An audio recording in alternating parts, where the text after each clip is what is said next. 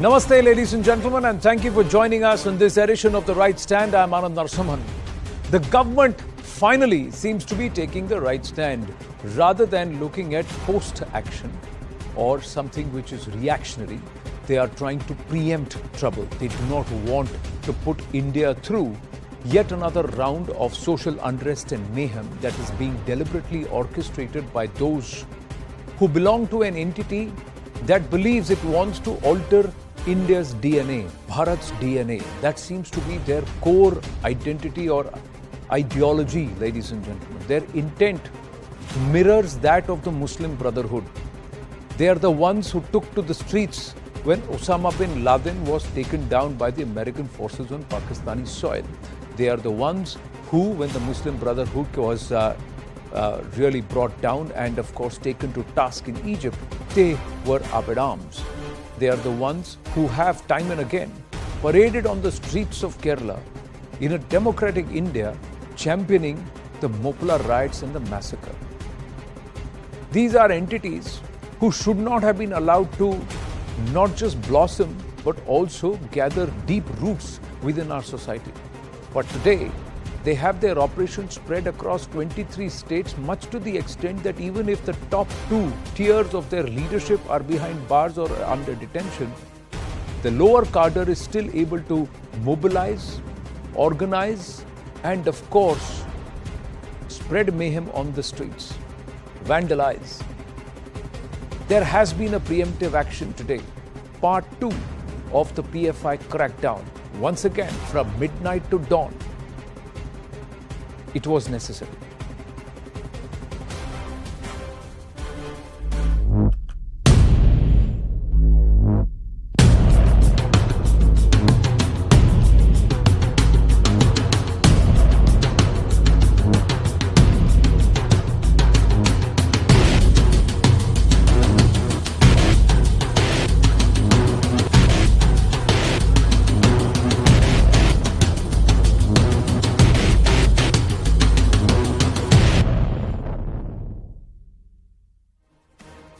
This preemptive action, precautionary and necessary, is this all building up to an imminent ban? Let's take a look at what happened today. These were largely 7 to 8 states which are governed by the BJP or somewhere where the central administration comes into play.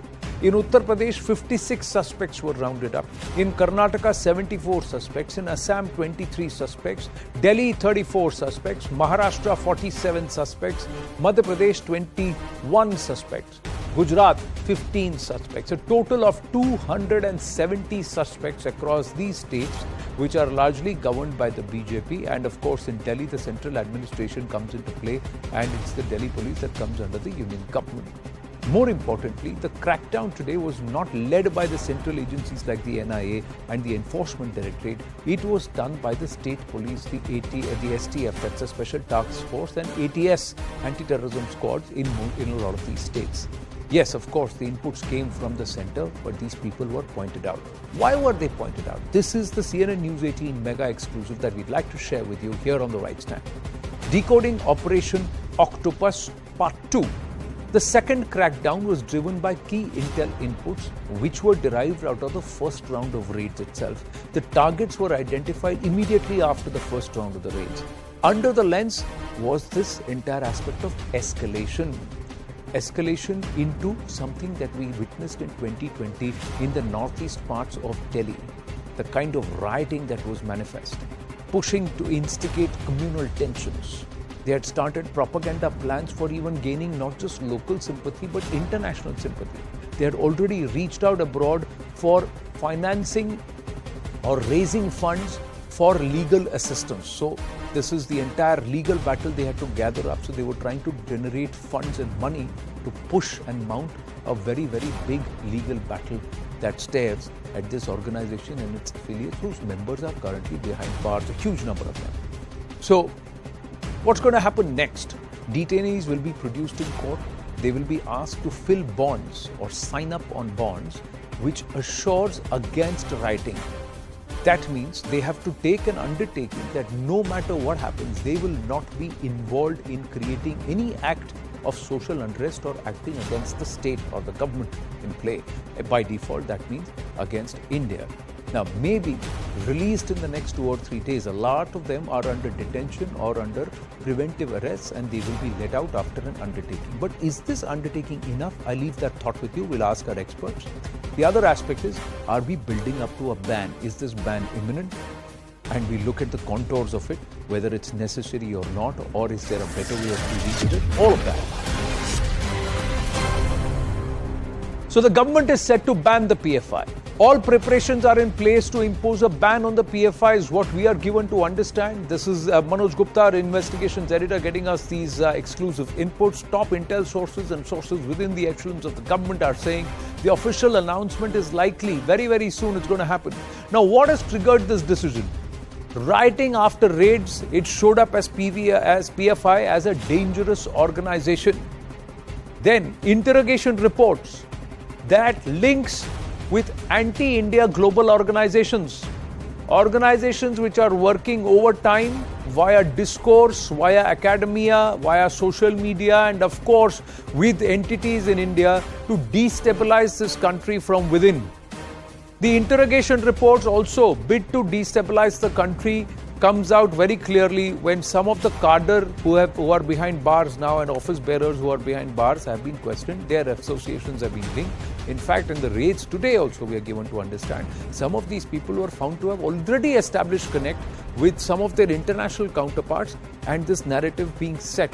One is to draw international sympathy, create a huge furor internationally to put pressure on India, and of course locally try and generate sympathy along with creating acts of social unrest to give a perception that there is huge amount of ground support for the PFI, and what's happening is the brutality of this government led by the BJP and the RSS. That's exactly what's the narrative that's being stitched, and that's been unearthed. Let's try and get into the debate and of course the discussion this evening. Is a ban on the PFI imminent? When we say PFI, we're looking at the entire banyan tree with all its branches and affiliates. PFI crackdown is the hashtag. Nirva Mehta, editor of India English, is with us. Ambar Zaidi, social activist and a petitioner in the Honorable Supreme Court on the Common Civil Code, is also with us. Rajinder Kumarji, former Special IB, Special Director, Intelligence Bureau, and Prem Kumar Jain, former IPS. Namaste. Thank you very much for joining us. It's the festive season, day 2 of Navratra. Somewhere it is also this festive period is bringing us good tidings in society where perhaps those who want to destabilize our country, who want to pollute our society, create social divide and social unrest, they're all being cracked down upon. A lot of people are thinking, itni der kyun wait kar rahe the? So others are thinking, chalo, finally kuch to kar rahe hain. But my first question, Rajinder Kumarji, is that should this organization and its affiliates be banned now, or should there be a little more time?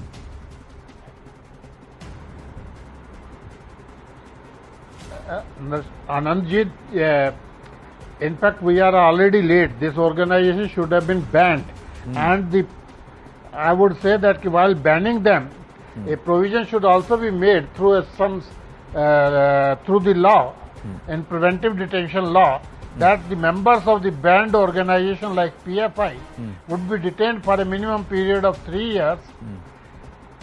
3 years. Without that, this ban would mean nothing. Today you ban, they will change the name, and in another name they will come up.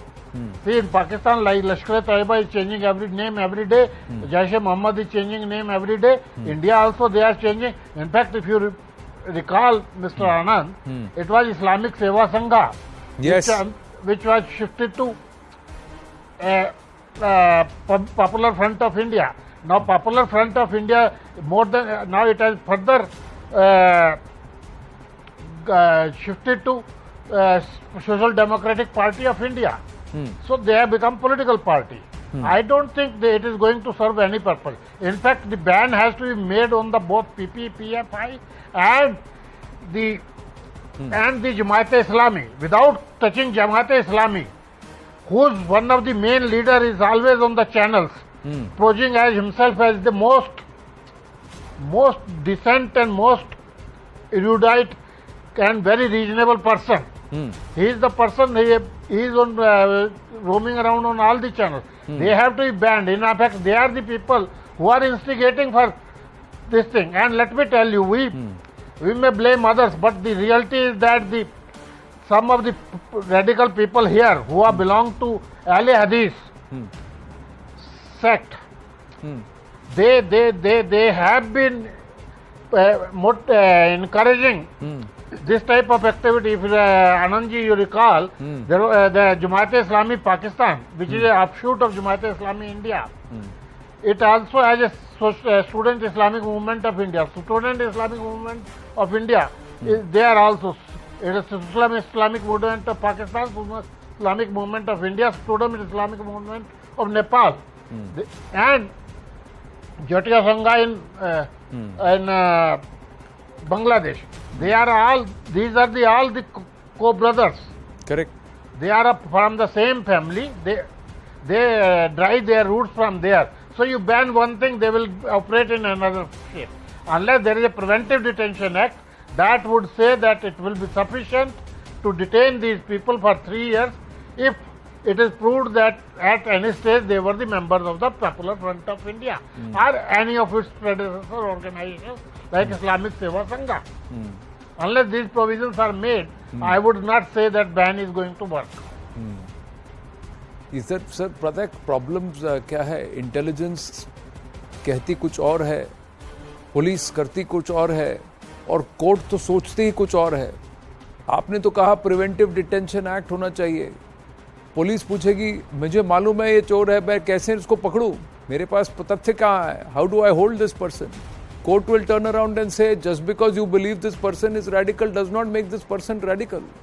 You have to give the court right because the court believes you are innocent until proven guilty. Bail is mandatory, jail is optional. That's how the courts think. The cops will say, I have to, if I don't catch them with proof.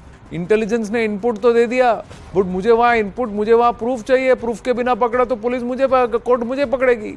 Intelligence bureau कहता अरे देखो यहाँ क्या हो रहा है, look at all of this mountain of information, do something about it. But this is where we are stuck, sir. You agree with me, Rajinder ji? There is nobody who is watching this broadcast who does not disagree with you, but they all have this question. How do I put them under a preventive detention act? When you are telling me this person looks very benign, he is coming on a lot of media debates, but he is perhaps sare fasad ki jad. How do I prove this in court? And how does somebody like a Mr. P.K. Jain or a senior police officer like him go ahead and catch this person and say, तुम ही सारे फसाद की जड़ हो? आपको सब पता है, पर मैं कैसे पकड़ूं, प्रूफ कैसे करूं? नहीं आनंद जी, इसीलिए तो मैंने प्रिवेंटिव डिटेंशन करा है. मैंने अरेस्ट नहीं करा है, मैंने प्रिवेंटिव डिटेंशन कहा है. प्रिवेंटिव डिटेंशन में you don't require a proof. The subjective satisfaction of the detaining authority that in most of the cases it is the district magistrate.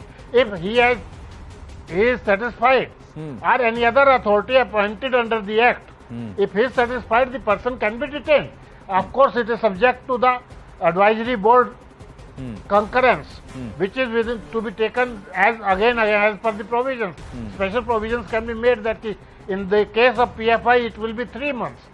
Advisory board consultation will be within 3 months. The proof can be certain proofs like intelligence pieces, certain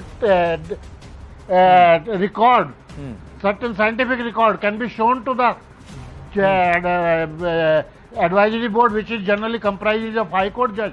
He will see it and he will then see if there is a sufficient reason for the detaining authority subject to satisfaction. You have a point there that you have subjective approval. You can put somebody in preventive detention. When you have 1%, 2%, 5%, it's okay. The moment it is 300 people or 400 people, you imagine how the narrative spinners will evolve and start spinning narratives.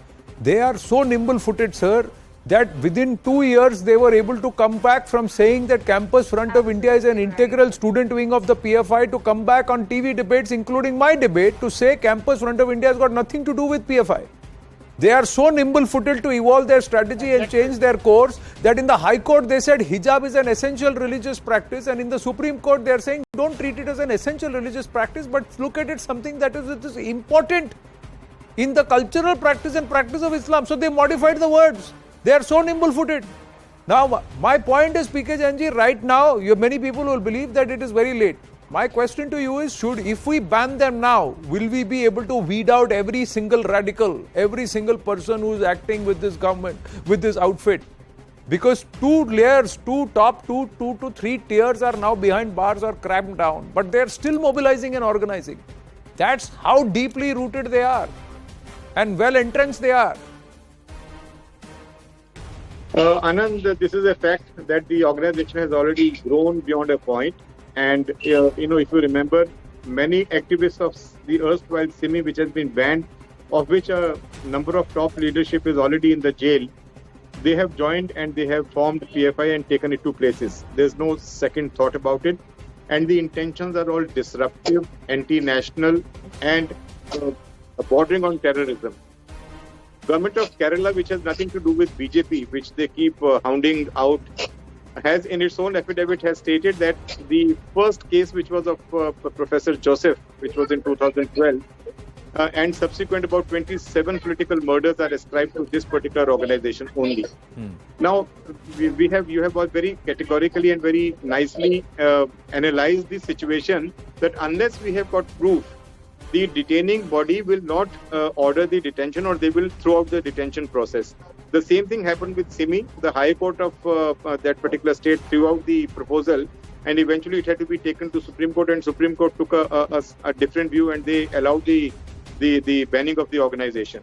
Similarly, in this case, though the activities of PFI have been noticed, their footprint has been noticed in many other situations, many other incidents in the country where they have tried to create large-scale disturbances in the society. Yet the government of India has not been able to pinpoint and put them into one thread. Now it all probably started escalating about 2-3 months ago, when there was a concerted effort in Bihar where the Prime Minister's life itself was at risk, and where they got a lead that this organization, what kind of activities they are trying to plan and plot. And from there, the entire exercise started, though the intelligence agencies have been working on it for a long time. But the actual impetus to against this organization came from Bihar. And now, a lot of effort, a lot of intelligence went into it as to whom to search, whom to conduct raids on and things like that, which has now culminated into this, whatever has been happening over the last few days. And I'm sure that this is only the beginning. The real result will come out. But now the intelligence agencies, NIA and all these people will have adequate evidence and proof on record to ask for the ban, putting a ban on this organization. And once the organization has been banned, anybody associated with it will be legal action will be taken against him. But as you have again very rightly said, they are very nimble-footed. They will immediately cross over to some other organization.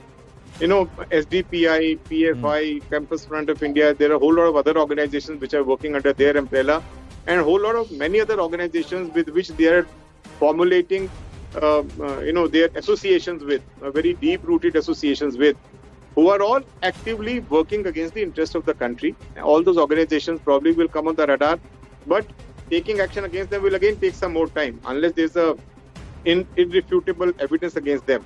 So at this stage, I see only a ban coming on the PFI and maybe on Campus Front of India.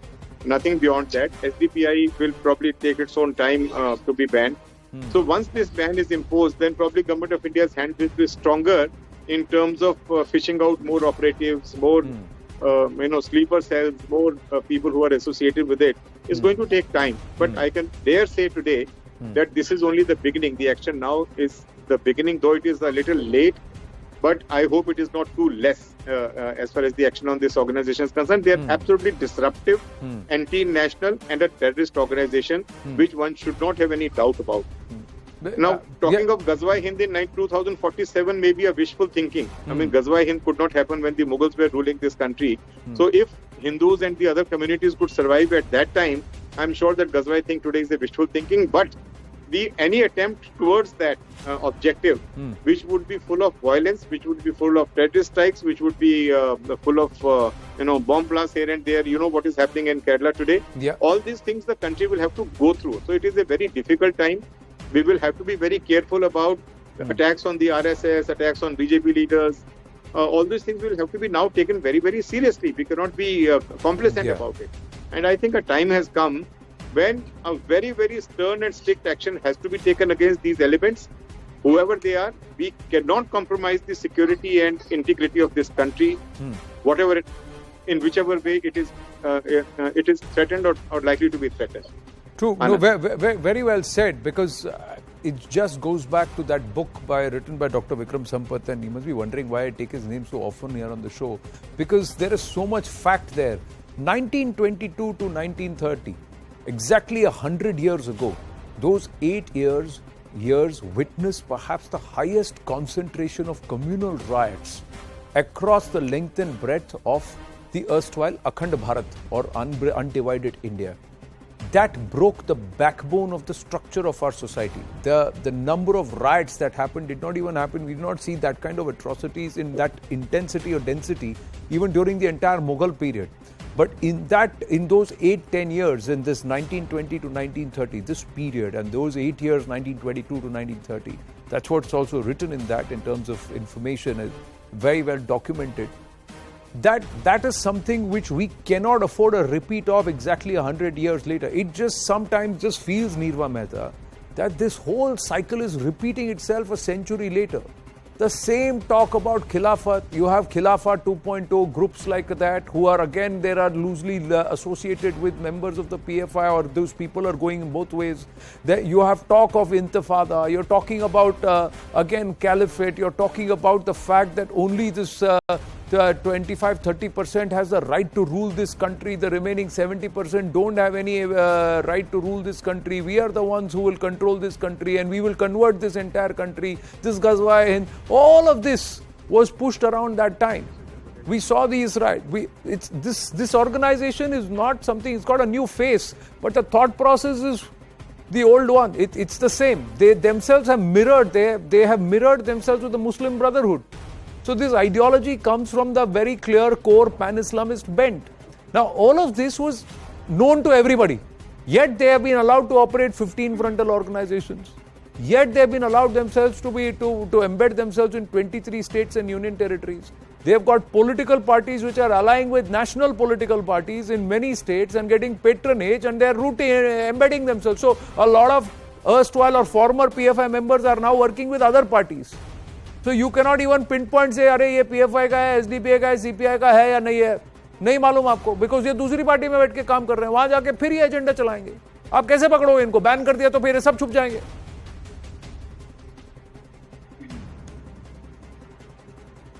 Nirva Mehta, so how do we solve this? Should we ban? Should the government ban? Or should the government wait and say, और आओ निकल के, सब धीरे, let's weed them out and cripple them totally, make them totally defunct and then ban them?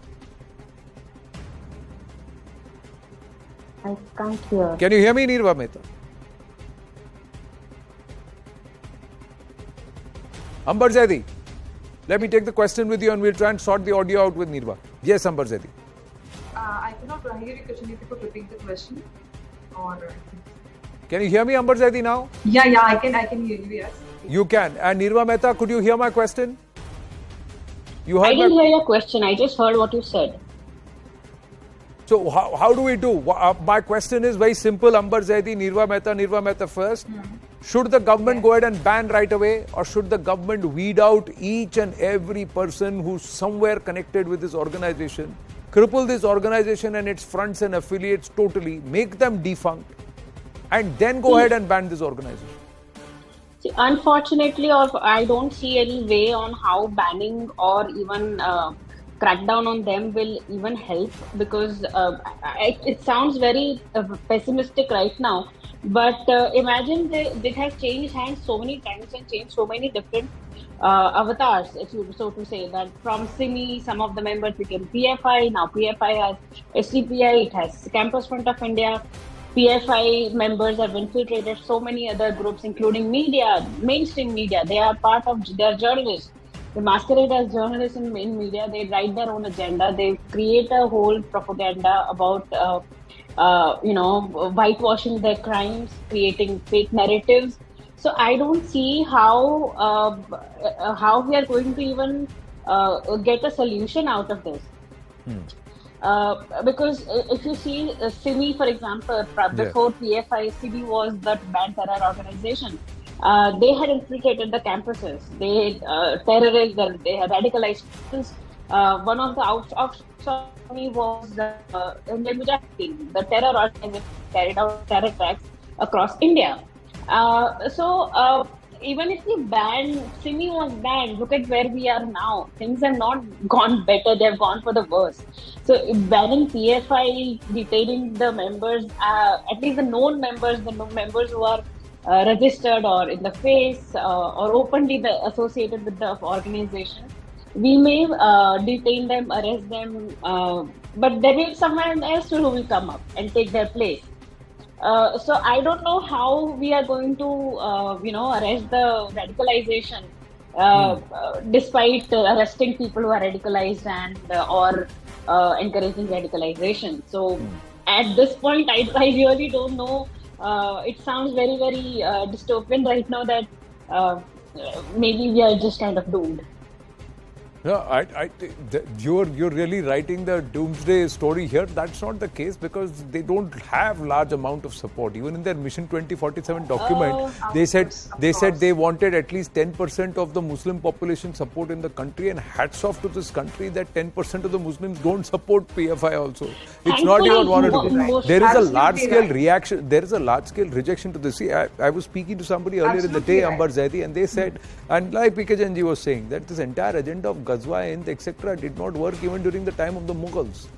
And see, even if you were to see Al-Qaeda, Daesh and all, yes, there have been little pockets of, influences in our country, but they didn't take root in our country. It was rejected. Absolutely right. At the peak across the world, they didn't take root here because largely society has rejected such radicalism. Absolutely. I have mentioned a very important point because the Muslims of India doesn't, incline or follow the PFI agenda. Over 200 PFI activists have been arrested from different states by our agencies, and in its biggest operation against terrorism, terror funding, and anti-India movement. Until date, PFI has been accused of fermenting trouble in Hathras, anti-CA protests, Bangalore violence, Delhi riots, hijab row, Jharkhand love, jihad, angles, and all these things. But the thing is that, Anand, that PFI, organizations like PFI are biggest threat to our national security. We have to understand that. And we have to stand united against such organizations who are radicalizing the young minds of our country. And thankfully, the Muslims doesn't stand with PFI.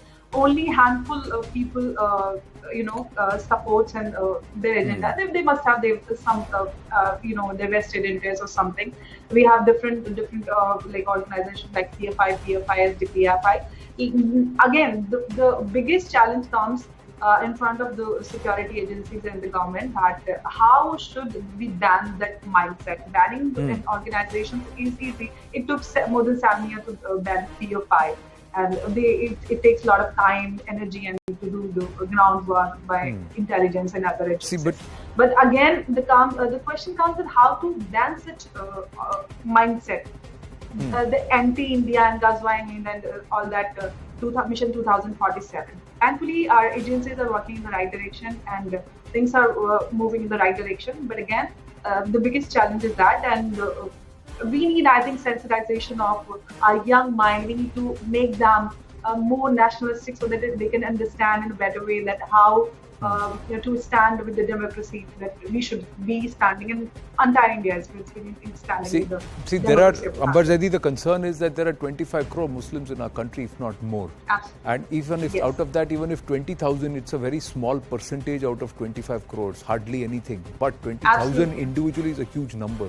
And these 20,000 can wreak a lot of havoc across society. They can damage society. They can damage the image of our country. More importantly, derail our growth story as a nation. Even 5, because Correct. they can. It is the biggest threat on our national security, and at any cost we cannot. It's not just about national security. It is derailing our growth story. It's destroying our lives. The next 25 years are ours globally, sociologically, if you were to see, geopolitically, if you were to see, we are poised at that position. These are people who are ready to deny an entire nation that just because they believe that doing so will further their agenda, which is somewhere rooted in Pan-Islam. Now that's a problem. That's the problem we need to have. I just, before I go back to Rajinder ji, quickly just taking our viewers through this aspect, ladies and gentlemen, that they have global footprint. Big wake-up call, because in UAE there are regular visits by PFI leaders from Kerala to Abu Dhabi, Dubai. The PFI leadership also visits Muslim Brotherhood strongholds. Money laundering they are involved in. There are Hawala operation hubs also. Real estate and car rental businesses are also run where the PFI has their pie in the till or finger in the till. The operations are fronted by Special Forum, ISF and Indian Fraternity Forum in Saudi Arabia. They're operating in that country also. They lure Indian nationals during Hajj and try and collect donations from them. Also recruit their cadre for operations. Money is also sent to India via Hawala, gold smuggling. Funds are also pumped in via e-wallets in the name of legal aid. So they know how to work the system. They use the system to try and once again rotten the system from within. So they use the system to abuse the system. Oman, they work under Social Forum umbrella and with the ISF and the IFF, the Kerala wing of the PFI also is present there. They propagate radical ideology via Tarbiya. Then there is big Hawala funding. 44 lakh have been sent to India. Money is sent directly to Rehab India Foundation. These accounts and this money has been frozen, seized now. There are multiple fronts that do this. SF, ISF, WFS, WSK. They've just created so many tentacles to this. There are operations in Turkey also. There are operations in as many as 7 different nations in the Middle East. And they're all trying to tap the Indian diaspora. Other countries where they operate in: Bahrain, Pakistan, Sri Lanka, Maldives, Bangladesh, Mauritius. 500 million have been sent for PFI after Hathras gang rape case. And of course, Maldives, there have been false blasphemy charges that were leveled against Hindus and Christians.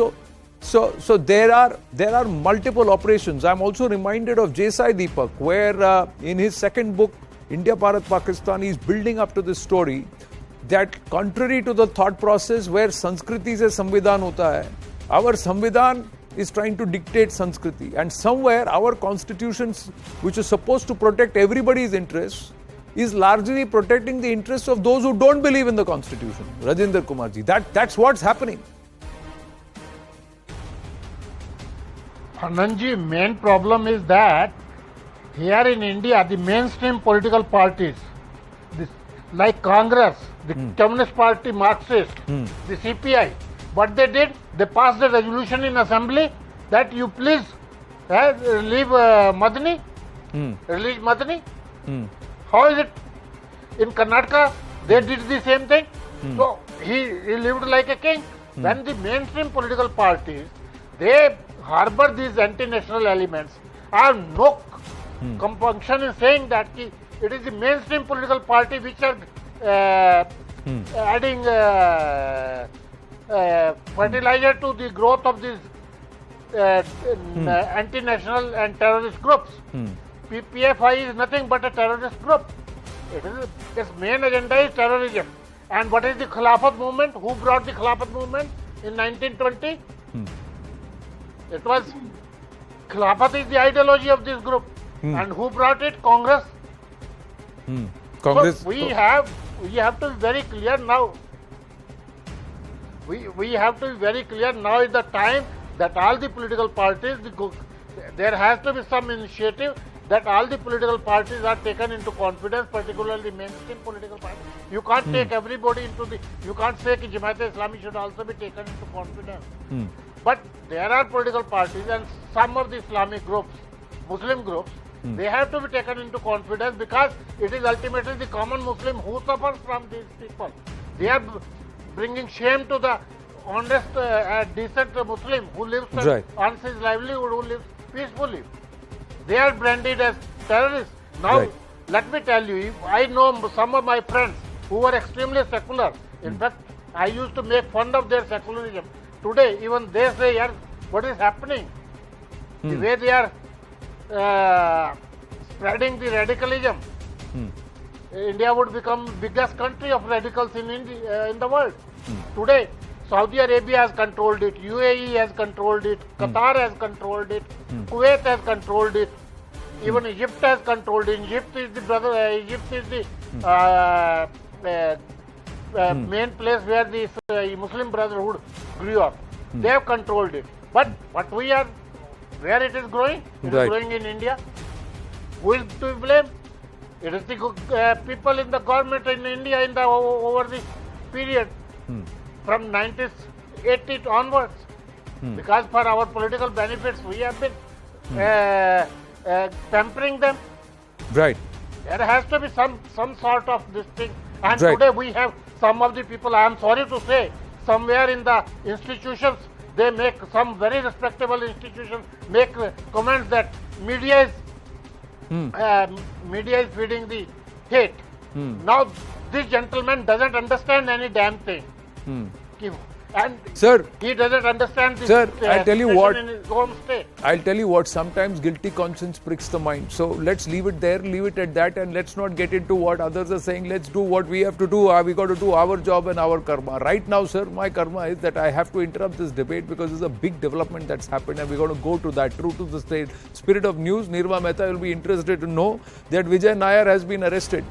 Big breaking that's coming through right now, ladies and gentlemen. The CEO of OML, very, very close aide, and I'm going straight to this breaking format at this point because this is big news. It's flashing on the bottom of our screens. The CBI has arrested Vijay Nair, who is a close associate of Manish Sisodia, the Delhi Deputy Chief Minister.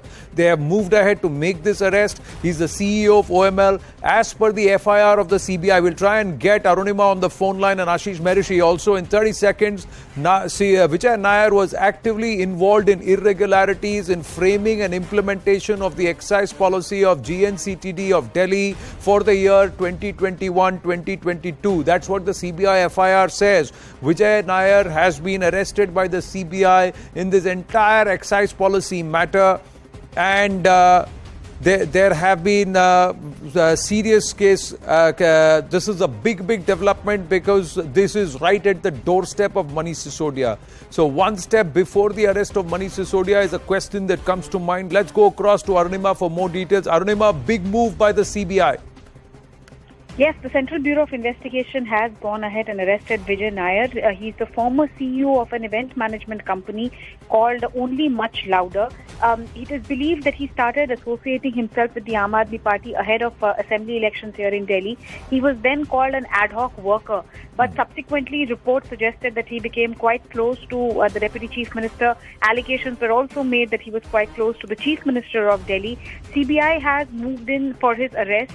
If you see the FIR, the original FIR in this talks about his role and questions as to how somebody who's not a bureaucrat, who's not in any way connected with the liquor business, and who's not a politician, how is he, associated with the decisions that have been taken with regards to the excise policy. Just to quote the FIR said that he was actively involved in quote-unquote irregularities in framing and implementation of the excise policy of GNCTD, which is the government of Delhi, for the year 2021-22. This is what the FIR stated. This is the first arrest that has happened. Manish Sisodia and Arvind Kejriwal have dared CBI time and again to arrest them if there is evidence. One has to wait and see if this is the first step that the CBI has taken. No, but there are a lot of things that they had said. But is the CBI now moving into or closing in on Manish Sisodia? That's the other question. I'm just going to quickly check Nirva Mehta if she's still there with us.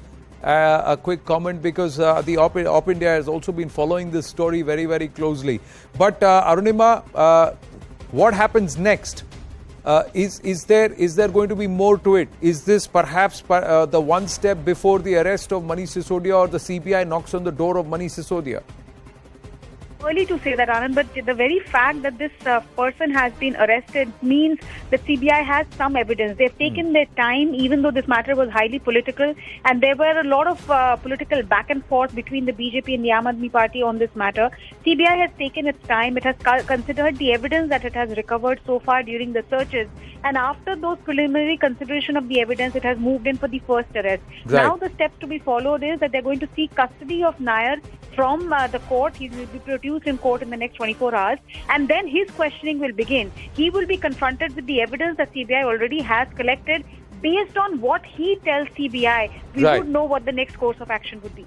Right, Arunima, thank you. Thank you for your inputs. Big development this. We are tracking all that's happening around the excise policy crackdown and investigation very, very closely. Breaking right this evening on the right stand that Vijay Nair, CEO of OML, close aide of Manish Sisodia, has been arrested by the CBI in the excise policy matter.